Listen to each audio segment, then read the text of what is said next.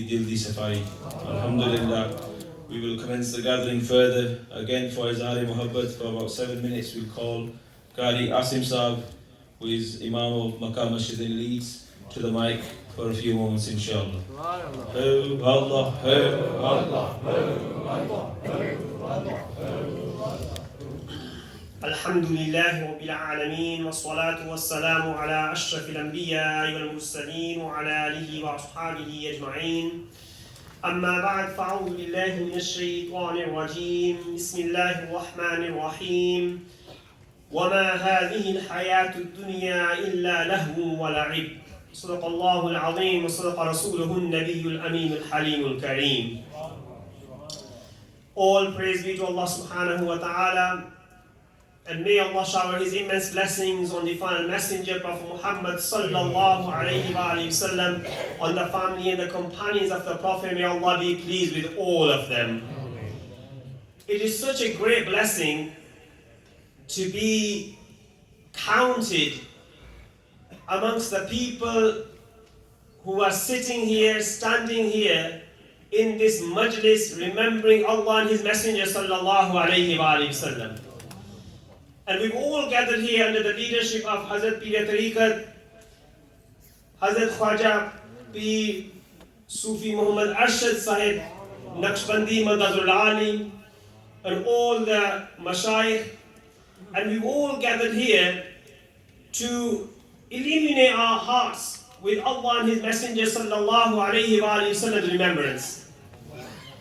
I'll very briefly touch upon some of the things that are currently on our mind. Especially the young people feel so frustrated, and there's so much tension in our hearts, in our minds, when we see the devastation in the Middle East right now. And we pray that Allah subhanahu wa ta'ala grants those people who are currently going through such a difficult time, that may Allah grant them His nusrah. May Allah grant them His victory and open the humanitarian corridor so that aid could reach those people who have been suffering for the last couple of weeks. The Messenger sallallahu alayhi wa sallam, being the Nabi of Ilm-e-Ghaib, he prophesied things that were to come. And one of the hadith, Hazrat Suban radiallahu ta'ala narrates, and Sunan Abu Dawood is quoted in Sunan Abi Dawood, that the Prophet sallallahu alayhi wa sallam said, "Yushikul umamu an tada alaykum." A time will come when the nations will get together and they will eat you like a dish. They will eat you like food. Now the example is beautiful, because when we have the food in front of us, the food does not have choice as to what we do with it. We just pick up, we put it in our mouths, and we do whatever we like. So the Prophet sallallahu alayhi wa sallam is giving an example. He says, imagine a time when all the nations will come together and they will eat you like food. And that could be many times to come. You know, until the day of judgment, there will be many times when perhaps Muslims will feel that situation. And the point is that we need to get to the end of this hadith, in which the Messenger sallallahu alayhi wa sallam tells us what to do and what the situation will be. Why will Muslims become like food? Because he says, the companions, they ask the question, Ya Rasulullah sallallahu alayhi wa sallam, would it ever be possible that right now we are few in numbers, yet we conquer the people of Makkah, who have the resources, who have everything. We sometimes do not even have swords, sometimes we do not even have any material power, yet we are able to conquer them. What kind of state those Muslims will be in, that despite having everything, that they will not be able to resist what's going on. And the Messenger sallallahu alayhi wa sallam, when he was asked, what nahnu qillatun, the companion said, is it because we will be few in number? The Prophet sallallahu alayhi wa sallam said, no, walakinnakum kathirun yawma idhin. No, you will not be few in numbers. You will be in millions at that time. And right now we see Muslims around 1.8 billion Muslims around the world. So the Prophet ﷺ is telling us that there will be many Muslims around the world. But then the Prophet mentions a few things. And one of those things he says, that they will have fi qulubikum al-wahn. In their hearts they will have wahn. Now the companions say, Ya Rasulullah sallallahu alayhi wa sallam, what is wahn? And the Prophet says, Hubbu dunya wa karahiyat al-maut. That they will have the love of this world, and actually they will not want to meet Allah subhanahu wa ta'ala in the next world. Now what is the root cause here? The Prophet is saying, Hubbu dunya. That their heart, not only that their heart will be in this world, but rather the world will be living in their heart. It's not that they will be possessing the things of this world, rather they will become possessed by the things in this world.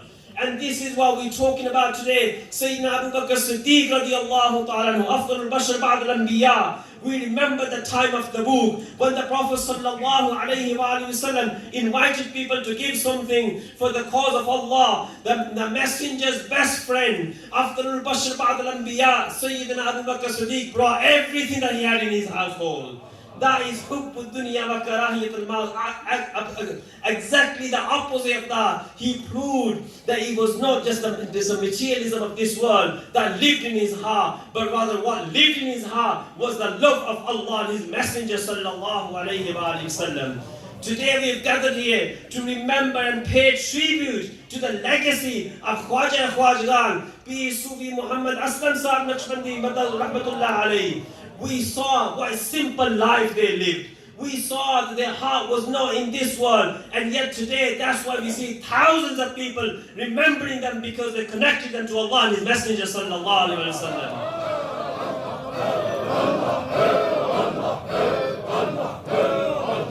This is when they were also living in this world. And Islam does not prevent us to actually become successful in this world. Allah says, وَلَا تَنْسَ نَصِيبَكَ مِنَ الدُّنْيَا وَأَحْسِنْ كَمَا أَحْسَنَ اللَّهُ إِلَيْكَ. Allah subhanahu wa ta'ala says, pray, رَبَّنَا آتِنَا فِي الدُّنْيَا حَسَنَةً وَفِي الْآخِرَةِ حَسَنَةً. Ya Allah, we ask you for good in this world and also good in the next world. So a believer does not forget. But what today, if nothing else we take from this majlis, what we take is how Khwaja Khwaja, be Sufi Muhammad Aslam Sahib rahmatullah alayhi, how they changed the hearts and minds of people because their heart was connected to the Messenger sallallahu alayhi wa sallam.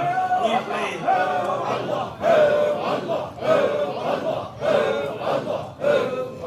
We pray that through the leadership of Khwaja, would be Sufi Muhammad Arshad Sahib Madhul and the Mashayikh of Shadpur Urs, that Allah subhanahu wa ta'ala enables us to gather those blessings that come through the messenger to Sayyidina Abu Bakr Siddiq radiallahu ta'ala and Khwaja Khwaja fi Sufi Muhammad Aslam Sahib rahmatullah alayhi wa akhiru da'wa alhamdulillah rabbil alameen.